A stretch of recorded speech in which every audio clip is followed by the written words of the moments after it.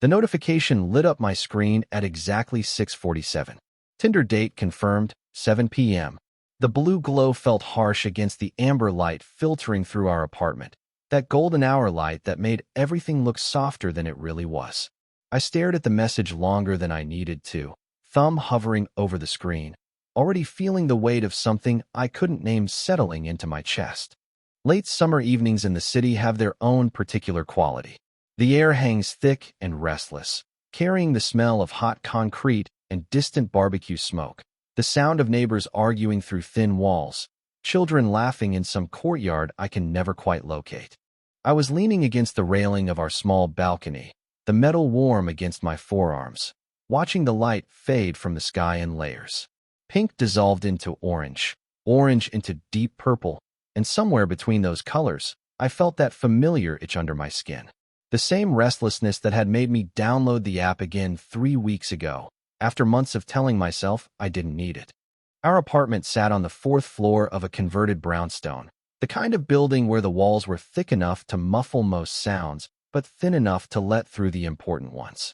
The balcony was barely big enough for 2 chairs and a small table, but it faced west, and on evenings like this, it felt like having a front-row seat to the city's daily performance of beauty and exhaustion. From inside, I could hear the soft murmur of music playing, something melancholy that I hadn't chosen, probably one of Caleb's playlists bleeding through the Bluetooth speaker we shared. He had a thing for songs that sounded like they were written at 3 in the morning by people who couldn't sleep. I'd never told him how much I'd grown to love that soundtrack to our evenings, how it had become the background score to a life I hadn't realized I was so comfortable living. The kitchen door slid open behind me, and I heard the familiar sound of Caleb's bare feet against the wooden threshold. I didn't turn around immediately. I was still holding my phone, still looking at that notification, still trying to understand why something so simple felt so complicated. He moved with the quiet efficiency of someone who had learned to navigate spaces without disturbing the peace, a skill he developed during his years working night shifts as a paramedic. But tonight, there was something different in his footsteps. A hesitation. He appeared at my peripheral vision carrying 2 bottles of beer, the condensation already beating on the glass in the humid air. Corona with lime, the same brand we'd been buying for 3 years, ever since we discovered that the corner store sold them cheaper by the case. His dark hair was damp at the edges, like he'd just stepped out of the shower, and he was wearing that faded Radiohead t-shirt that had more holes than fabric. He wasn't looking at me directly, but I could see the tension in his jawline, the way he held his shoulders just a fraction too high. "So," he said, settling the bottles down on the small table with more force than necessary. "Big plans tonight." His voice carried that particular kind of casualness that people use when they're trying very hard not to sound like they care about the answer. I'd heard it from him before, usually when he was asking about work deadlines or whether I'd remembered to pay the electric bill. But this was different. This had edges to it. I slipped the phone into my back pocket, the movement automatic. "Just a drink," I said. "Nothing serious." The laugh that came from him was short and sharp, like glass breaking. "Yeah, sure. Do whatever you want." He set one beer down hard enough that foam rushed up the neck, then turned and walked back toward the kitchen without waiting for me to respond. I watched him go, noting the rigid line of his spine, the way his hand clenched and unclenched at his side. The kitchen door slid shut behind him with a sound that seemed too final for such a simple gesture. I stood there for a moment, confused and unsettled in a way I couldn't quite articulate. Caleb and I had lived together for 3 years, been friends for nearly 10. We'd navigated roommate agreements and shared grocery lists, late-night takeout and early morning hangovers, the easy intimacy of people who had learned to exist in the same space without stepping on each other's lives. We knew each other's schedules, each other's moods, each other's preferred brands of everything from coffee to toothpaste. Sometimes, in the quiet moments between day and night, there were other things too. Moments when he'd fall asleep on the couch during a movie and I'd cover him with a blanket, my hand lingering on his shoulder longer than strictly necessary. Moments when I'd find him in the kitchen at 2 in the morning, still wound-tight from a difficult shift, and we'd sit at the counter sharing leftover pizza and not talking about whatever he'd seen that day. Moments when the space between us felt charged with something unnamed, something that neither of us had ever been brave enough to examine too closely. But this felt different. This felt like something breaking. I picked up the beer he'd left for me, the glass cold and slick in my palm. The lime had already started to sink toward the bottom, trailing tiny bubbles in its wake. Through the kitchen window, I could see him moving around, putting dishes away with more noise than usual, his movements sharp and purposeful. He was angry, or hurt, or something else entirely, and I couldn't understand why. The date was just a date. I'd matched with someone on Tinder the week before, a guy named Marcus who worked in marketing and had kind eyes in his photos. We'd exchanged maybe 20 messages, enough to establish that we both liked the same coffee shop downtown and had opinions about the city's public transportation system. It was the kind of casual meeting that I'd done dozens of times before, the kind that usually led to a pleasant evening and a polite goodbye, and nothing more. I wasn't even particularly excited about it. So why did Caleb's reaction feel like an accusation? I took a long drink of beer and tried to push the question away. The sun had almost completely disappeared now, leaving behind that deep blue light that makes everything look like it's underwater. Street lamps were beginning to flicker on, and I could hear the distant hum of traffic on the main road. Somewhere in the building, a door slammed, and someone's television was turned up too loud. By the time I went back inside, Caleb had disappeared into his room. His door was closed, but I could see the thin line of light underneath it, could hear the muffled sound of him talking on the phone. His voice was too low for me to make out words, but the rhythm was familiar. He was talking to his sister, probably, the way he did when he needed to process something he couldn't quite name. I stood in our living room, looking around at the accumulated evidence of our shared life. His EMT jacket draped over the back of the couch. My sketch pad open on the coffee table, filled with half-finished designs for a logo project that was due next week. The stack of vinyl records by the TV, a collection that had grown organically over the years as we discovered new music together. His boots by the front door, my sneakers kicked carelessly beside them. It struck me then how deeply intertwined our lives had become. How we'd built something together without ever acknowledging what we were building. How comfortable I'd grown in this space, in this routine, in this version of myself that existed in relation to him. And now I was getting dressed to go meet someone else. I went to my room and stood in front of the mirror, adjusting the collar of the shirt I'd chosen. It was nothing special, just a button-down in a shade of blue that someone had once told me brought out my eyes. I'd spent longer than usual deciding what to wear, though I'd told myself it didn't matter. I'd even used the good cologne, the one I saved for occasions that felt important. But as I looked at my reflection, all I could think about was the sound Caleb had made when he laughed. That bitter, broken sound that I'd never heard from him before. The way he'd looked at me without really looking, the careful distance he'd put in his voice when he told me to do whatever I wanted. 20 minutes later, I was sitting in my car outside the bar where I was supposed to meet Marcus, engine running, air conditioning fighting against the evening heat. The radio was playing something soft and forgettable, and I found myself staring at the neon sign in the window, watching it flicker between red and blue. Through the glass, I could see people moving around inside, the familiar dance of a weeknight crowd settling in for drinks and conversation and the possibility of connection. But I couldn't make myself get out of the car. Caleb's voice kept echoing in my head. Do whatever you want. Such simple words, but delivered with a weight that suggested they meant something else entirely. As if my wanting something was itself a betrayal. As if the very act of getting dressed to meet someone else was a violation of some unspoken agreement between us. I thought about the way he'd set the beard down, the careful control in his movements that suggested he was holding back something much larger. I thought about the tension in his shoulders, the way he'd avoided looking at me directly, the way his laugh had sounded like something breaking. And I thought about how, in 3 years of living together, I'd never seen him react to anything I did with quite this particular combination of hurt and anger and something else I couldn't identify. My phone buzzed. A text from Marcus asking if I was running late. I stared at the message for a long time, watching the cursor blink, waiting for words to come that never did. Outside, the evening settled deeper into itself, and somewhere across the city, Caleb was probably still on the phone with his sister, trying to explain a feeling he didn't understand to someone who might not understand it either. I turned off the engine and sat in the gathering darkness, wondering why a simple Tinder date felt like the beginning of something ending, and why I couldn't shake the feeling that I was about to make a choice I wasn't ready to make. I never did make it into that bar. After 20 minutes of sitting in my car, watching the neon sign flicker and trying to convince myself to move, I sent Marcus a text about feeling sick and drove home through streets that seemed quieter than they should have been for a Thursday night. The lie felt necessary but uncomfortable, like wearing clothes that didn't quite fit. When I got back to the apartment, all the lights were off except for the blue glow of the television in the living room. Caleb was stretched out on the couch, still in that faded Radiohead shirt, a half-empty beer balanced on his chest. He didn't look up when I came through the door, but I saw his shoulders tense slightly, the way they did when he was pretending not to pay attention to something. "How was it?" he asked. I still fixed on whatever was playing on the screen.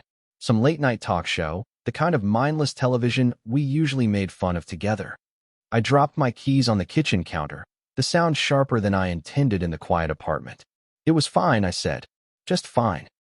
He nodded, took a sip of his beer, and that was it. No follow-up questions, no teasing about whether I'd gotten a second date. None of the easy curiosity that had always characterized our friendship. Just this careful politeness that felt like a wall between us. I should probably mention that this isn't how we usually were with each other.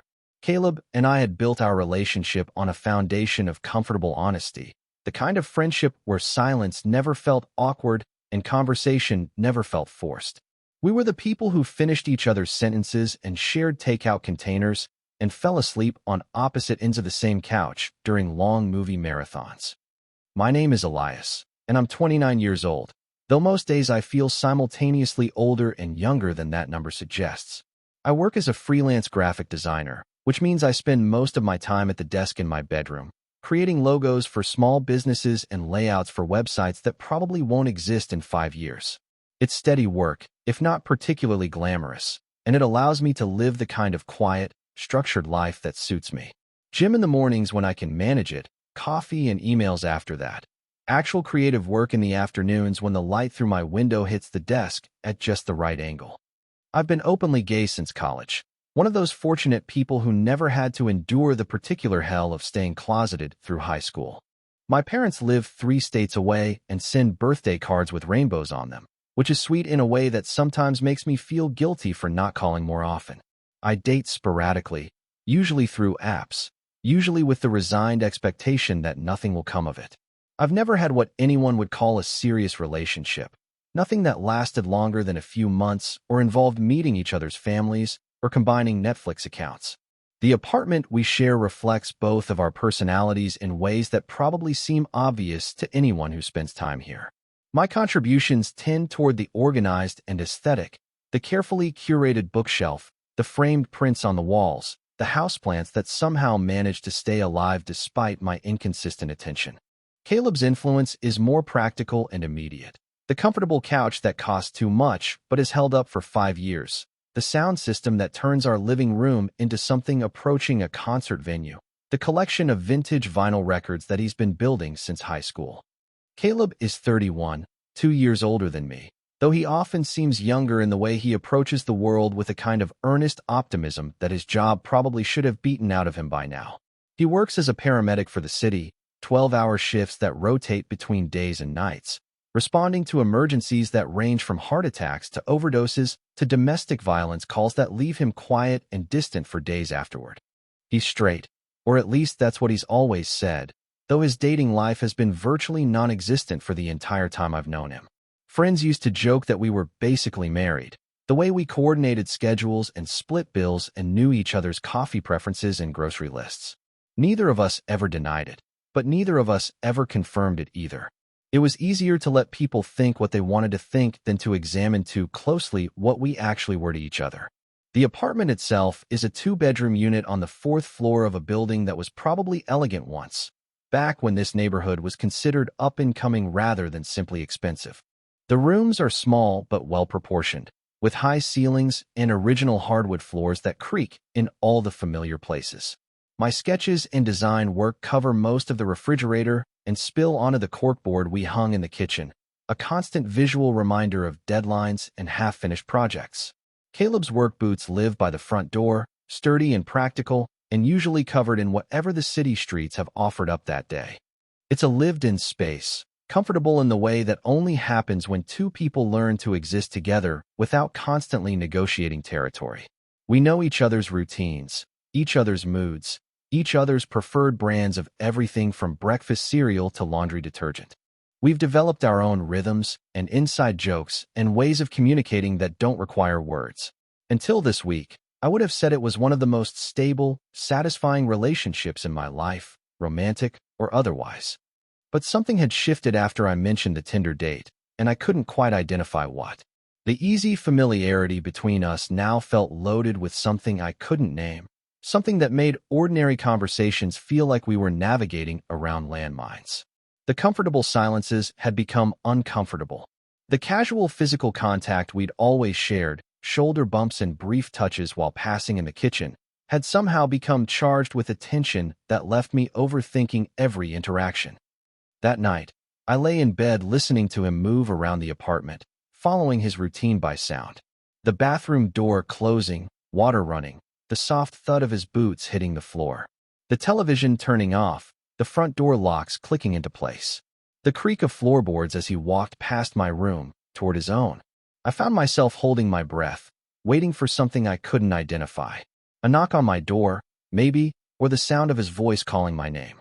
Some acknowledgement of the strangeness that had settled between us. Some return to the easy intimacy that had always defined our friendship.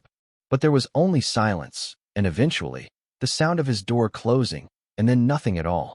The actual date, when it finally happened 3 days later, was everything I had expected it to be and nothing more. Marcus met me at the same bar I'd sat outside of that Thursday night, and he looked exactly like his photos, which was both reassuring and somehow disappointing. We found a table near the window, ordered drinks that cost too much, and settled into the kind of conversation that people have when they're trying to determine if they want to see each other again. He worked in digital marketing for a company that helped restaurants optimize their online presence. He had strong opinions about the city's bike lanes and the coffee shop on 5th Street that had recently changed ownership. He'd grown up in Ohio, moved here for college, and stayed because he couldn't imagine living anywhere else. He was perfectly pleasant, reasonably attractive, and utterly forgettable in the way that most first dates are. We talked for exactly 90 minutes, split the check, and said polite goodbyes on the sidewalk outside. He mentioned that he'd had a nice time, and I agreed that I had too, though neither of us suggested making concrete plans to do it again. It was the kind of interaction that would probably result in a few more text messages over the next week before fading into the digital equivalent of mutual disinterest. When I got home, it was just past 9:30, and I expected to find the apartment empty. Caleb had been working a series of night shifts, leaving around 8 and not returning until the following morning. But as I climbed the stairs to our floor, I could see light bleeding out from under our door, and when I turned my key in the lock, I found him sitting at the kitchen counter with a cup of coffee and what looked like paperwork spread out in front of him. He looked up when I came in, and for a moment, his expression was open and curious, the way it used to be before this strange tension had settled between us.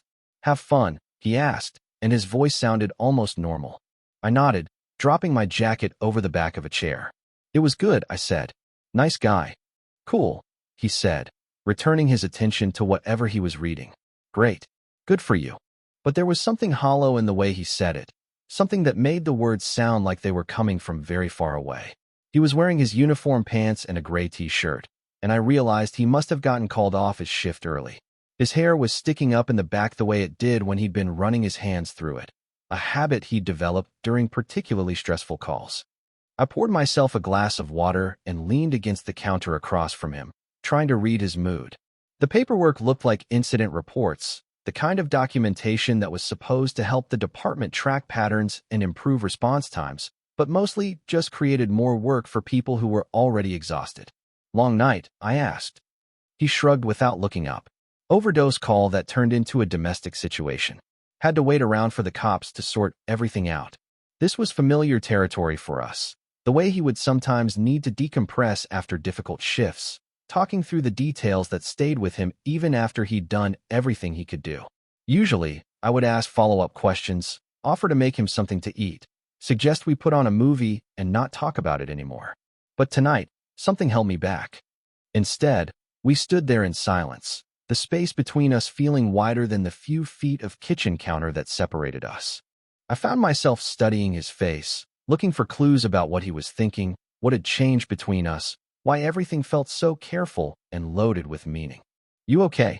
I finally asked. He looked up then, and for a moment, I saw something flicker across his expression, something that looked almost like pain or confusion or both. "Yeah," he said, "just tired." But he didn't look tired. He looked like someone wrestling with a problem he couldn't solve, someone trying to hold something together that was threatening to come apart. The next morning, I woke up to the smell of coffee brewing and the sound of Caleb moving around the kitchen with more energy than usual. When I emerged from my room, I found him standing at the stove making scrambled eggs, something he only did when he was either very happy or very anxious. There was orange juice on the counter, fresh bread from the bakery down the street, and NPR playing softly from the Bluetooth speaker. "Morning," he said without turning around. "Sleep well." It felt like a performance of normalcy, too bright and deliberate to be genuine. I poured myself coffee and watched him work, noting the precision in his movements, the way he seemed to be concentrating harder than scrambled eggs typically required. We ate breakfast together at the counter, talking about the weather and the construction project that had been blocking traffic on our street for the past month. Safe topics, the kind of conversation we might have with polite acquaintances rather than people who had been sharing living space and inside jokes for 3 years. It wasn't until I mentioned, almost as an afterthought, that Marcus had texted about getting together again that weekend, that I saw Caleb's careful composure crack. He set down his fork and laughed, but it was that same bitter sound I'd heard on the balcony a few nights earlier. "Guess you're really into this guy, huh?" he said. "That's great. Really great." The words came out too fast, too sharp, like he'd been holding them back and they'd finally escaped without his permission. He immediately looked like he regretted saying them, but it was too late. The careful distance he'd been maintaining had slipped, and I could see something raw and unguarded in his expression. "Caleb," I started, but he was already getting up from the counter, collecting his plate and coffee mug with movements that were just a little too forceful to be casual. "I should get ready for work," he said, not meeting my eyes. "Have fun on your second date." He left me sitting there with my half-finished breakfast and the growing certainty that something fundamental had shifted between us. The safe space we'd built together, the easy friendship that had been the most stable thing in both our lives, suddenly felt fragile in a way that I didn't know how to address. Outside, the morning sun was streaming through the kitchen window, highlighting the dust motes floating in the air and casting everything in that golden light that usually made our apartment feel like home. But for the first time in 3 years, I felt like a stranger in my own space, unsure of the rules that governed this life I'd been living without questioning.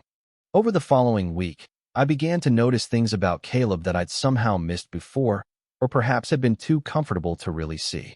The way he would appear in the kitchen whenever I was on the phone, moving around with unnecessary focus, opening cabinets and rearranging things that didn't need rearranging.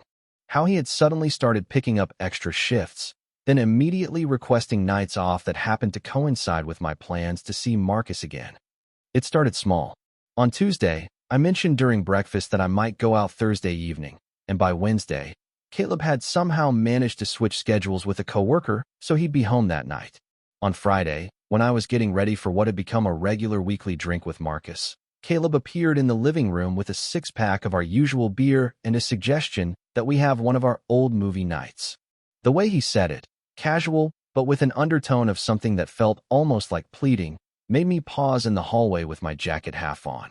"It's been a while since we just hung out," he said, not quite looking at me. "We could order from that Thai place you like." These movie nights had been a tradition for years, something we fell into naturally on evenings when neither of us had other plans and the world outside felt too demanding to engage with. We discovered early in our friendship that we had surprisingly compatible tastes in films, gravitating toward the same kinds of quiet, character-driven stories that didn't require much discussion afterward. We developed our own rituals around these evenings, takeout from rotating restaurants, beer or cheap wine, depending on the mood, the kind of comfortable silence that came from knowing we didn't need to entertain each other. But this invitation felt different, loaded with an urgency that made me acutely aware of the choice I was being asked to make. I could see something vulnerable in his expression, something that looked almost like hope mixed with resignation, as if he was asking for something he didn't expect to receive. I told him maybe next week and watched something in his face close off. Sure, he said. No worries. Have fun.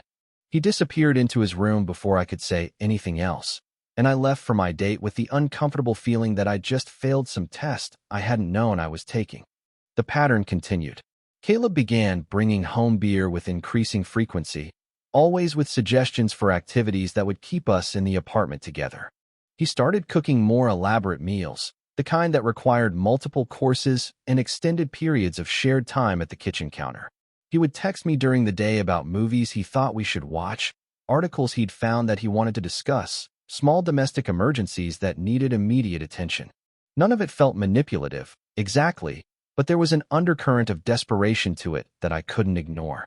It was as if he was trying to rebuild something between us through sheer force of proximity, as if enough shared meals and comfortable evenings could restore whatever had been disrupted by my decision to start dating someone else. The breaking point came on a Thursday evening in late September.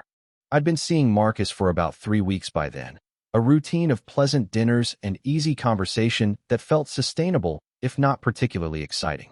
We'd progressed to the point of making actual plans in advance, and I'd mentioned to Caleb that morning that I wouldn't be home for dinner. When I returned around 10 that night, I found him sitting on our balcony in the dark, no lights on in the apartment, no music playing. Just Caleb in one of the old metal chairs we'd inherited from the previous tenant, drinking beer and staring out at the city lights like he was trying to solve some impossible equation. I slid the door open and stepped outside, the night air still warm enough that I didn't need a jacket. "You okay?" I asked. He turned to look at me, and in the dim light coming from the neighboring apartments, I could see that his eyes were red-rimmed in a way that suggested he'd been out there for a while, working through whatever was bothering him with the kind of methodical drinking that was meant to dull rather than celebrate. "I don't get it," he said, his voice rougher than usual. "I don't get why you're wasting your time on some guy you barely know." The directness of it caught me off guard. In all the years I'd known him, Caleb had never questioned my dating choices, never offered unsolicited opinions about the people I brought into my life. He'd always maintained a careful boundary around that part of my existence, supportive but not intrusive, interested but not invested. "Why do you care?" I asked, settling into the chair beside him. For a moment, he didn't answer, just shook his head and took another drink of his beer, staring out at the lights of downtown like they might provide some kind of answer. When he finally spoke, his voice was quieter, more uncertain. "I don't," he said. "I just don't want you to get hurt." But even as he said it, I could see the way his hands were shaking slightly, the way his eyes couldn't quite meet mine. There was something else there, something he wasn't saying, something that made the air between us feel charged with possibility and danger in equal measure. We sat in silence for a while after that, the city humming around us, the distant sound of traffic and music and voices carrying up from the street below. At some point, a summer storm began building on the horizon, flashes of lightning illuminating the clouds in brief, brilliant moments that made everything look temporarily magical. When the first drops of rain began to fall, neither of us moved to go inside. Instead, Caleb shifted in his chair, leaning slightly toward me, and for just a moment, his shoulder brushed against mine. It was the kind of casual contact we'd shared hundreds of times before, but tonight it felt deliberate, hesitant, and warm in a way that I couldn't ignore. The rain began to fall harder, and still we sat there, not talking, just existing in the same space, while something unnamed shifted between us like the weather. The rain that had been threatening all evening finally arrived in earnest just past midnight. One of those sudden downpours that transforms the city into something liquid and electric. We'd moved inside by then, but I couldn't sleep, kept awake by the sound of water against the windows and the memory of Caleb's shoulder against mine on the balcony. Something had shifted in that moment of contact, something that made the air in our apartment feel different, charged with possibilities I wasn't sure either of us was ready to acknowledge. Around 2 in the morning, I gave up on sleep entirely and padded to the kitchen for water. The apartment was dark except for the occasional flash of lightning that illuminated everything in stark, momentary clarity. I was standing at the sink, listening to the storm and trying to process the strange tension that had been building between us for weeks, when I heard the balcony door slide open. I looked through the kitchen window, and saw Caleb step outside into the rain. He was wearing just a t-shirt and sleep pants. No attempt to protect himself from the water that immediately began soaking through the thin fabric. He stood at the railing with his back to me, his shoulders rigid with some kind of internal struggle I couldn't decode from this distance. For several minutes, I watched him through the glass, unsure whether to go out there or give him the privacy he seemed to need. The rain was falling harder now, turning his dark hair flat against his skull, making his clothes cling to his frame in a way that suggested he'd been out there longer than was reasonable for someone who wasn't actively seeking to get drenched. Finally, concern overrode my uncertainty. I grabbed a towel from the bathroom and went outside, the rain hitting my skin like a shock of cold clarity. "You okay?" I called over the sound of water on metal and concrete. He turned at the sound of my voice, and what I saw in his face made me forget about the rain entirely. His eyes were raw and desperate, like someone who'd been holding on to something too heavy for too long and was finally ready to let it fall. When he laughed, it was that same broken sound I'd been hearing for weeks, but magnified now, stripped of any pretense of control. "You think I don't see it," he said, his voice barely audible over the storm. "You, dressed up for someone else. Smiling at your phone when he texts. Coming home with that look on your face like maybe this time it might actually mean something." The words came out in a rush, like he'd been rehearsing them for weeks and had finally found the courage to say them out loud. I stood there with the towel in my hands, rain soaking through my clothes, watching him fall apart in front of me. "And I'm just here," he continued, gesturing at the space around us, at the apartment that had been our shared sanctuary for 3 years. "I'm just here, pretending it doesn't matter, pretending I don't notice every time you check your phone, every time you change your shirt 3 times before going out, every time you come back looking like maybe you're starting to care about him." The rawness in his voice was almost unbearable. I'd never seen him like this, never heard him speak with this kind of unguarded vulnerability. Caleb was the steady one between us, the person who approached problems with methodical calm, who dealt with life and death situations at work with the kind of professional composure that came from years of training and experience. But right now, standing in the rain at 2 in the morning, he looked like someone who was drowning. "Caleb," I started, stepping closer, but he held up a hand to stop me. "Are you jealous?" I asked, the question coming out more direct than I'd intended. His eyes met mine, and for a moment, I saw everything he'd been trying to hide. The careful distance he'd been maintaining, the forced casualness of his questions about my dates, the desperate attempts to recreate our old intimacy through shared meals and movie nights. It was all there in his expression, naked and undefended. "It doesn't mean anything," he said, but his voice cracked on the words. "I just don't want to lose you, okay? You're my person." The phrase hit me like a physical blow. "You're my person." Such simple words, but delivered with a weight that suggested they meant everything he couldn't bring himself to say more directly. In the space between those words, I could hear years of friendship, of shared domesticity, of moments that had felt like something more, but had never been acknowledged or examined. I stepped closer, close enough that I could see the rain running down his face, close enough to count the rapid rise and fall of his breathing. "Then what are we doing?" I asked. He didn't answer immediately, just stood there looking at me like I was a problem he couldn't solve, like I was something precious that he was afraid of breaking. The rain continued to fall around us, turning the city into a blur of lights and shadows, making everything feel surreal and heightened. When he finally moved, it was to close the distance between us with a kind of hesitant deliberation that made my breath catch. His hand found my wrist, fingers wrapping around it with a touch that was barely there, but somehow felt like the most significant thing that had ever happened between us. It was tentative and careful and full of question marks, a gesture that acknowledged everything that had been building between us while still leaving room for retreat. We stood like that for a long moment, connected by that simple point of contact while the storm raged around us. Neither of us spoke, but something fundamental had been acknowledged, some truth that neither of us had been brave enough to name, but that was suddenly present in the space between us like a third person. When we finally went back inside, we were both soaked through and shivering, but something had broken open that couldn't be closed again. We didn't talk about what had happened on the balcony, didn't try to analyze or define what had passed between us. We just went to our separate rooms and lay awake in our separate beds, listening to the rain and knowing that everything had changed. We didn't speak about what had happened in the rain. The next morning arrived gray and subdued, the kind of day that follows storms and leaves everything feeling washed clean, but somehow more fragile. I found Caleb in the kitchen making coffee with the careful deliberation of someone trying to maintain normalcy after everything had shifted.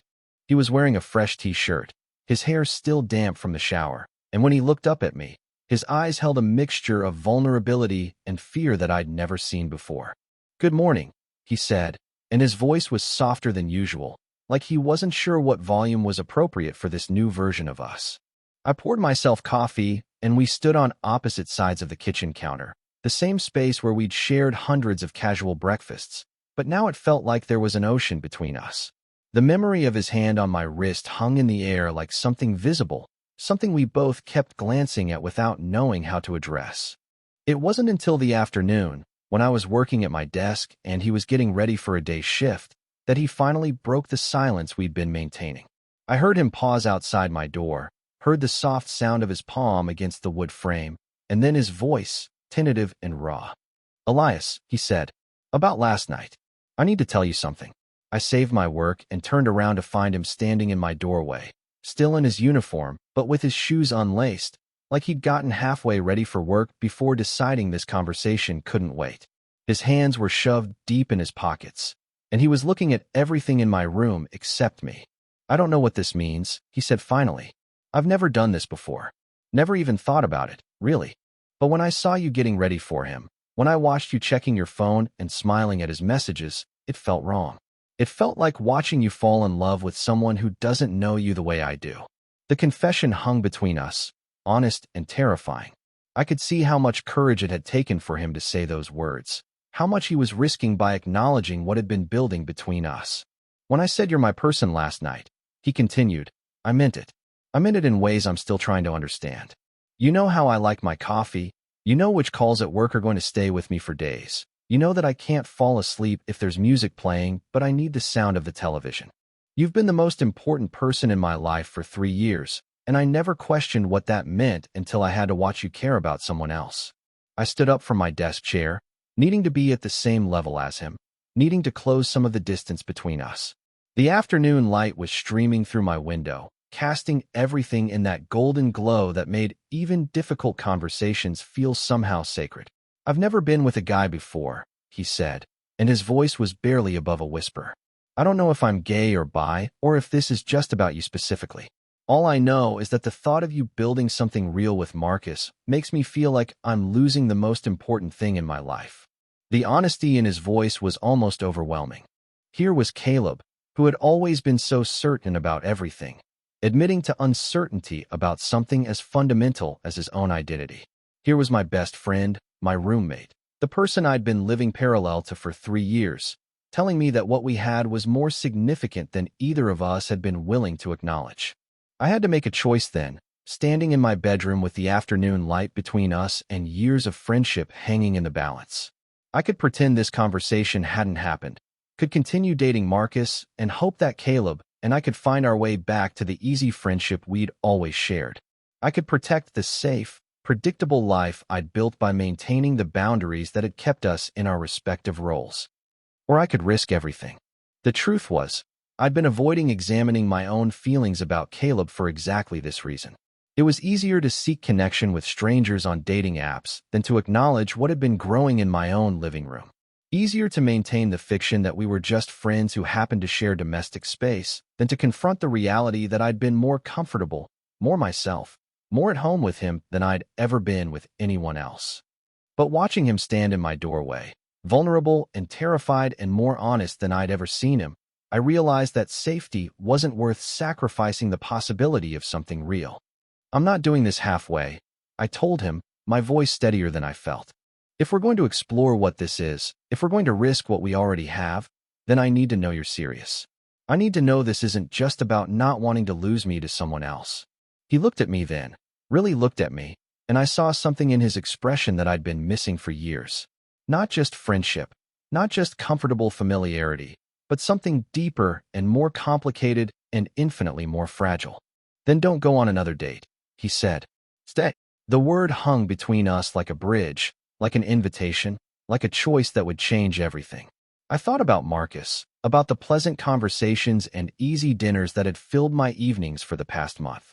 I thought about the safe predictability of dating someone who didn't know me well enough to break my heart completely.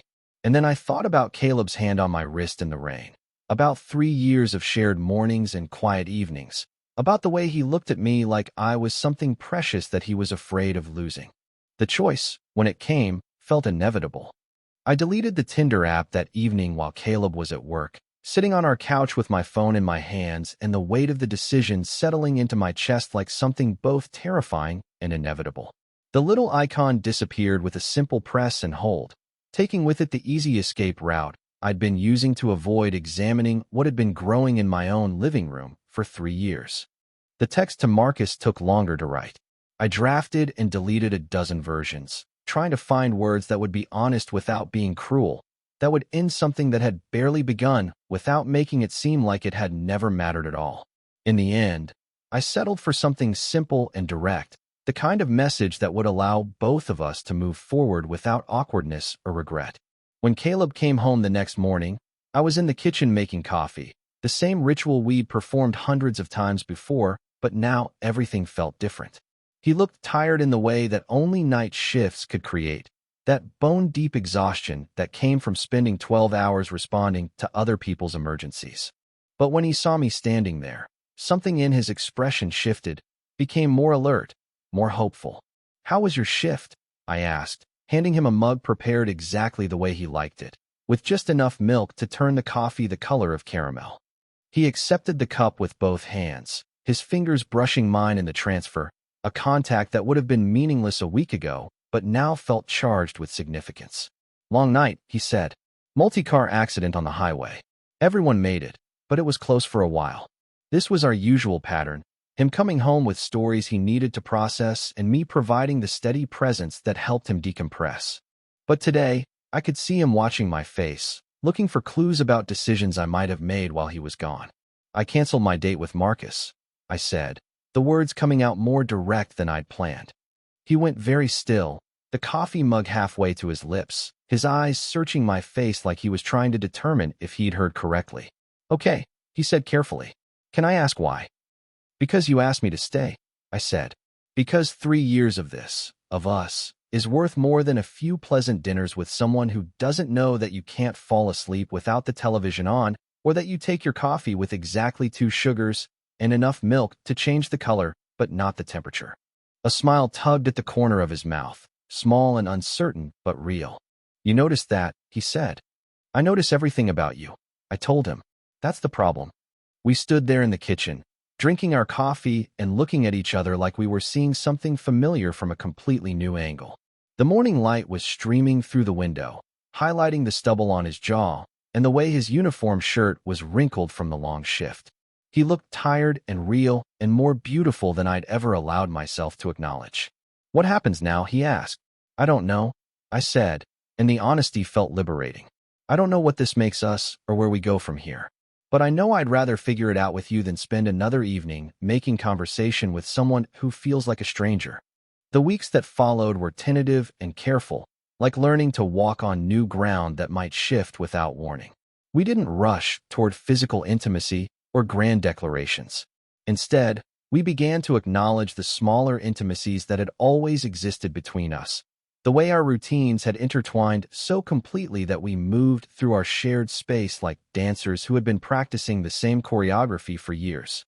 There were moments of uncertainty, times when Caleb would catch himself before reaching for my hand, or when I would wonder if we were making a mistake that would cost us everything we'd built together. But there were also moments of recognition, instances when I would catch him looking at me with an expression that suggested he was seeing something he'd always known but never admitted. The morning I remember most clearly came about a month later, on a Saturday when neither of us had anywhere to be. I woke up early and found him on the balcony, the same spot where everything had started to change, sitting with a cup of coffee and watching the city come to life. But this time, when I joined him, there was no tension in his shoulders, no careful distance in the way he acknowledged my presence. I settled into the chair beside him, and without discussion or hesitation, his hand found mine. fingers lacing together with the natural ease of something that had always been meant to happen. We sat there as the sun climbed higher in the sky, not talking, just existing in the same space with a level of comfort that felt both familiar and completely new. "You swore it didn't mean anything," I said finally, thinking back to that night in the rain when he tried to minimize his own feelings, when he'd attempted to dismiss his jealousy as something inconsequential. He turned to look at me, his thumb tracing small circles on the back of my hand, a gesture so natural it felt like he'd been doing it for years. "But it did," he said quietly. "It always did." The admission hung in the morning air between us, simple and honest and complete.